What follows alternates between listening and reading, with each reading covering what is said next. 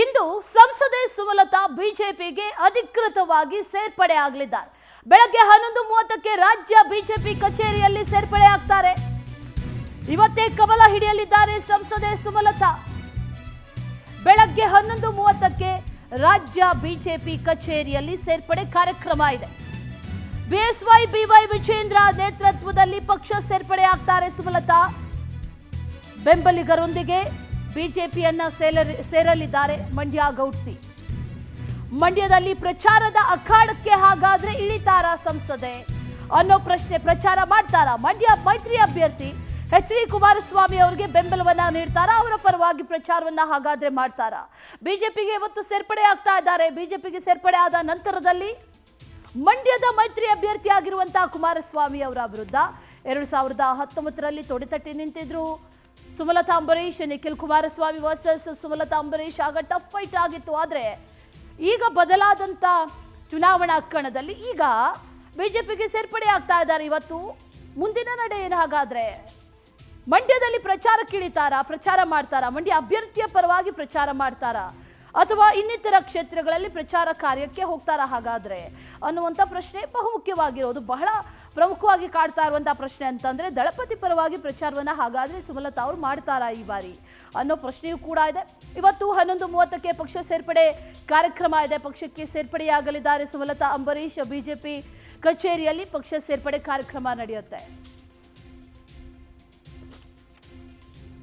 ವಿಚಾರಕ್ಕೆ ಸಂಬಂಧಪಟ್ಟಂತೆ ಮತ್ತಷ್ಟು ಡೀಟೇಲ್ಸ್ ಅನ್ನ ನೀಡ್ತಾ ಹೋಗ್ತಾರೆ ನಮ್ಮ ಪ್ರತಿನಿಧಿ ಆನಂದ್ ಸಂಪರ್ಕದಲ್ಲಿ ಜಾಯಿನ್ ಆಗ್ತಾ ಇದ್ದಾರೆ. ಆನಂದ್, ಇವತ್ತು ಪಕ್ಷ ಸೇರ್ಪಡೆ ಕಾರ್ಯಕ್ರಮ 11:30ಕ್ಕೆ ಸುಮಲತಾ ಅವರು ಈ ಬಾರಿ ಇರುವಂತಹ ಅತಿ ಮುಖ್ಯ ಕುತೂಹಲ ಅಂತಂದ್ರೆ ಮಂಡ್ಯದಿಂದ ಕುಮಾರಸ್ವಾಮಿ ಅವರು ಸ್ಪರ್ಧೆಯನ್ನ ಮಾಡ್ತಾ ಇದ್ದಾರೆ.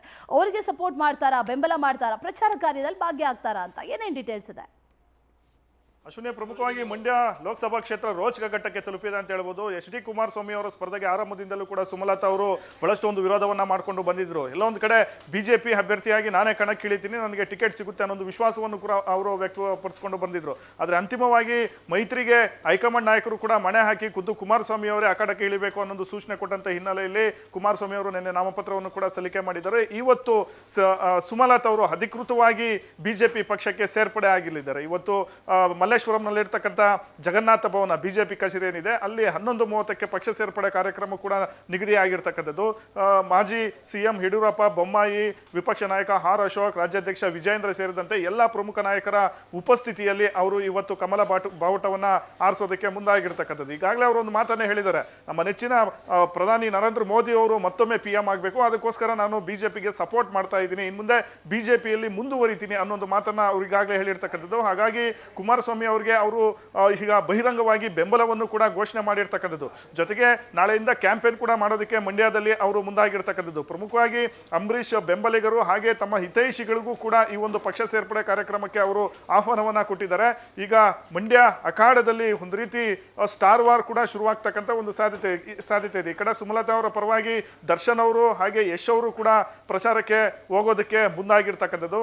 ಈ ಕಡೆ ಸ್ಟಾರ್ ಚಂದ್ರು ಪರವಾಗಿ ಸಾಧು ಕೋಕಿಲ ಹಾಗೆ ಪ್ರೇಮ್ ಸೇರಿದಂತೆ ಇನ್ನಷ್ಟು ಒಂದು ನಾಯಕರನ್ನ ಕಣಕ್ಕಿಳಿಸಬೇಕು ಅನ್ನೊಂದು ತೀರ್ಮಾನವನ್ನ ಕಾಂಗ್ರೆಸ್ ನಾಯಕರು ಹಾಕೊಂಡಿರ್ತಕ್ಕಂಥದ್ದು. ಹಾಗಾಗಿ ಮಂಡ್ಯ ಲೋಕಸಭಾ ಕ್ಷೇತ್ರ ಏನಿದೆ ಇದು ಕಳೆದ ಬಾರಿಯಂತೆ ಇಡೀ ಇಂಡಿಯಾನೇ ಈ ಕಡೆ ದೃಷ್ಟಿಯನ್ನ ಹಾಕ್ತಕ್ಕಂಥ ಒಂದು ಲೋಕಸಭಾ ಕ್ಷೇತ್ರ ಆಗ್ತಾ ಇರ್ತಕ್ಕಂಥದ್ದು. ಪ್ರಮುಖವಾಗಿ ಅಲ್ಲಿ ಒಕ್ಕಲಿಗರ ಒಂದು ನಾಯಕತ್ವದಲ್ಲಿ ಕೆಲವೊಂದು ಗೊಂದಲಗಳು ಉಂಟಾಗಿದೆ. ಪ್ರಮುಖವಾಗಿ ಸುಮಲತಾ ಅವರ ಒಂದು ಪಕ್ಷೇತರರಾಗಿ ನಿಲ್ಲಬೇಕು ಅಂತ ಅಲ್ಲಿ KR ಪೇಟೆ ಮಾಜಿ ಶಾಸಕರಾಗಿರ್ತಕ್ಕಂಥ ಅಥವಾ ಮಾಜಿ ಸಚಿವರಾಗಿರ್ತಕ್ಕಂಥ ನಾರಾಯಣಗೌಡ ಅವರು ಇಂಗಿತವನ್ನ ವ್ಯಕ್ತಪಡಿಸಿದ್ರು. ಕುಮಾರಸ್ವಾಮಿ ಅವರು ನಾವು ಬೆಂಬಲವನ್ನ ಕೊಡೋದಿಲ್ಲ ಅಂತ ಆರಂಭದಿಂದಲೂ ಕೂಡ ಅವರು ವಿರೋಧವನ್ನ ಮಾಡಿಕೊಂಡು ಬರ್ತಾ ಇದ್ರು. ತದನಂತರ ವಿಜೇಂದ್ರ ಹಾಗೆ ಕುಮಾರಸ್ವಾಮಿ ಅವರು ಖುದ್ದು ನಾರಾಯಣಗೌಡ ಅವರ ಮನವೊಲಿಕೆ ಮಾಡ್ತಕ್ಕಂಥ ಒಂದು ಪ್ರಯತ್ನಗಳನ್ನು ಕೂಡ ಮಾಡಿದ್ರು. ಹಾಗಾಗಿ ನಾರಾಯಣಗೌಡ ಅವರು ಈಗ ಕುಮಾರಸ್ವಾಮಿ ಅವರ ಪರವಾಗಿ ಅವರು ಕೂಡ ನಿಂತಿರ್ತಕ್ಕಂಥದ್ದು. ಹಿಂದೆ ಬದ್ಧಶತ್ರುಗಳಾದಂಥವರೆಲ್ಲರೂ ಕೂಡ ಈಗ ಒಂದೇ ವೇದಿಕೆಯಲ್ಲಿ ಕಾಣಿಸ್ಕೊಳ್ತಾ ಇರ್ತಕ್ಕಂಥದ್ದು ಇಲ್ಲಿ ಕುತೂಹಲ ಮೂಡಿಸಿರ್ತಕ್ಕಂಥದ್ದು. ಸದ್ಯ ಮಂಡ್ಯ ರಣಕಣದಲ್ಲಿ ಯಾರು ಗೆಲ್ತಾರೆ ಯಾರು ಸೋಲ್ತಾರೆ ಅನ್ನೋ ಒಂದು ವಿಚಾರ ಈಗ ಬಹಳಷ್ಟು ಒಂದು ಸದ್ದು ಮಾಡ್ತಾ ಇದೆ. ಯಾಕೆಂದ್ರೆ ಈ ಕಡೆ ಡಿ ಕೆ ಬ್ರದರ್ಸ್ ಕೂಡ ಮಂಡ್ಯ ಲೋಕಸಭಾ ಅಖಾಡದ ಮೇಲೆ ಬಹಳಷ್ಟು ಒಂದು ಕಣ್ಣು ಹಾಕಿದ್ದಾರೆ. ಚಲುವರಾಯಸ್ವಾಮಿ ಅವ್ರಿಗೂ ಕೂಡ ಇದೊಂದು ಪ್ರತಿಷ್ಠಿತ ಒಂದು ಕ್ಷೇತ್ರ ಆಗಿರ್ತಕ್ಕಂಥದ್ದು. ತಮ್ಮ ಅಭ್ಯರ್ಥಿಯನ್ನ ಗೆಲ್ಸ್ಕೊಂಡು ಬರ್ತಕ್ಕಂಥ ಒಂದು ಜವಾಬ್ದಾರಿಯನ್ನ ಚಲುವರಾಯಸ್ವಾಮಿ ಅವರು ಪಣ ತೊಟ್ಟು ನಿಂತಿದ್ದಾರೆ. ಅಲ್ಲಿ ಸ್ಥಳೀಯ JDS ಮುಖಂಡರನ್ನು ಕೂಡ ಪಕ್ಷಕ್ಕೆ ಸೆಳೀತಕ್ಕಂಥ ಒಂದು ಪ್ರಯತ್ನಗಳನ್ನ ಮಾಡ್ತಾ ಇದ್ದಾರೆ. ಈ ಕಡೆ ನಿನ್ನೆನೂ ಕೂಡ ಕುಮಾರಸ್ವಾಮಿ ಅವರಿಗೆ ತಿರುಗೇಟು ಕೊಡ್ತಕ್ಕಂಥ ಒಂದು ಕೆಲಸವನ್ನ ಡಿ ಕೆ ಬ್ರದರ್ಸ್ ಅವರು ಮಾಡಿದ್ರು. ಕುಮಾರಸ್ವಾಮಿ ಅವರ ಸ್ವಕ್ಷೇತ್ರ ಏನಿದೆ ಚನ್ನಪಟ್ಟಣ, ಅಲ್ಲಿ JDS ನ ಕೆಲವು ನಗರಸಭೆ ಸದಸ್ಯರನ್ನ ಅಧ್ಯಕ್ಷರನ್ನ ತಮ್ಮತ್ತ ಸೆಳೀತಕ್ಕಂಥ ಒಂದು ಪ್ರಯತ್ನವನ್ನ ಮಾಡಿ HD ಕುಮಾರಸ್ವಾಮಿ ಅವರಿಗೆ ತೀವ್ರವಾದಂಥ ಒಂದು ಹಿನ್ನಡೆಯನ್ನ ಮಾಡೋದಕ್ಕೆ ಮುಂದಾಗಿರ್ತಕ್ಕಂಥದ್ದು. ಅದೇ ರೀತಿ ಮಂಡ್ಯದಲ್ಲಿರ್ತಕ್ಕಂಥ ಸ್ಥಳೀಯ ಮಟ್ಟದ JDS ನಾಯಕರೇನಿದ್ದಾರೆ ಅವರು ಬಿಜೆಪಿ ಜೊತೆ ಹೋಗೋದಕ್ಕೆ ಯಾವುದೇ ರೀತಿಯ ಒಂದು ತೀರ್ಮಾನವನ್ನ ಮಾಡ್ಕೊಂಡಿಲ್ಲ. ಜೊತೆಗೆ ಹಿಂದೆಯಿಂದಲೂ ಕೂಡ ಬಿಜೆಪಿ ಜೊತೆ ವಿರೋಧವನ್ನೇ ಕಟ್ಕೊಂಡು ಬಂದಂಥವ್ರು ಸ್ಥಳೀಯ ಮಟ್ಟದಲ್ಲಿ ಹೊಂದಾಣಿಕೆ ಆಗ್ತಾ ಇಲ್ಲ. ಇದು ಬಿಜೆಪಿ ಹಾಗೆ ಕುಮಾರಸ್ವಾಮಿ ಅವರಿಗೆ ದೊಡ್ಡ ತಲೆನೋವಾಗಿರ್ತಕ್ಕಂಥದ್ದು. ಹಾಗಾಗಿ ಅಲ್ಲಿ ಸ್ಥಳೀಯ ಮಟ್ಟದಲ್ಲಿ ಕಾರ್ಯಕರ್ತರು ಹಾಗೆ ಸ್ಥಳೀಯ ಮಟ್ಟದ ಮುಖಂಡರು ಏನಿದ್ದಾರೆ ಅವರ ಮನವೊಲಿಕೆ ಮಾಡ್ತಕ್ಕಂಥ ಅಥವಾ ಒಮ್ಮತ ಮೂಡಿಸ್ತಕ್ಕಂಥ ಒಂದು ನಿಟ್ಟಿನಲ್ಲಿ ಕೆಲವೊಂದು ಸಮನ್ವಯಿತ ಸಭೆಗಳನ್ನ ಕೂಡ ಮಾಡೋದಕ್ಕೆ ಬಿಜೆಪಿ ಮತ್ತು JDS ನಾಯಕರು ಮುಂದಾಗಿರ್ತಕ್ಕಂಥದ್ದು. ಸದ್ಯ ಇವತ್ತು 11:30ಕ್ಕೆ ಸುಮಲತಾ ಅವರು ಬಿಜೆಪಿ ಕಚೇರಿಯಲ್ಲಿ ಅಧಿಕೃತವಾಗಿ ಪಕ್ಷ ಸೇರ್ಪಡೆ ಆಗಲಿದ್ದಾರೆ. ಜೊತೆಗೆ ಹೈಕಮಾಂಡ್ ನಾಯಕರನ್ನು ಕೂಡ ಭೇಟಿ ಮಾಡಿ ಯಾವ ರೀತಿ ಒಂದು ರಣತಂತ್ರಗಳನ್ನ ರೂಪಿಸಬೇಕು ಅನ್ನೋದು ನಿಟ್ಟಿನಲ್ಲೂ ಕೂಡ ಚರ್ಚೆಗಳು ಮಾಡ್ತಾ ಇರ್ತಕ್ಕಂಥದ್ದು. ಒಟ್ಟಿನಲ್ಲಿ 2019 ಲೋಕಸಭಾ ಚುನಾವಣೆಯಲ್ಲಿ ಬದ್ಧ ಶತ್ರುಗಳಾಗಿದ್ದಂಥವ್ರು ಎಲ್ಲರೂ ಕೂಡ ಈಗ ಒಂದೇ ಸೂರಿನಡಿ ಬಂದು ಒಂದೇ ವೇದಿಕೆಯಲ್ಲಿ ಕಾಣಿಸ್ಕೊಳ್ತಾ ಇರ್ತಕ್ಕಂಥದ್ದು ಬಹಳಷ್ಟು ಒಂದು ಕುತೂಹಲ ಮೂಡಿಸಿರ್ತಕ್ಕಂಥದ್ದು. Ashwini. Okay Anand, thank you ನಿಮ್ಮೆಲ್ಲ ಡೀಟೇಲ್ಸ್.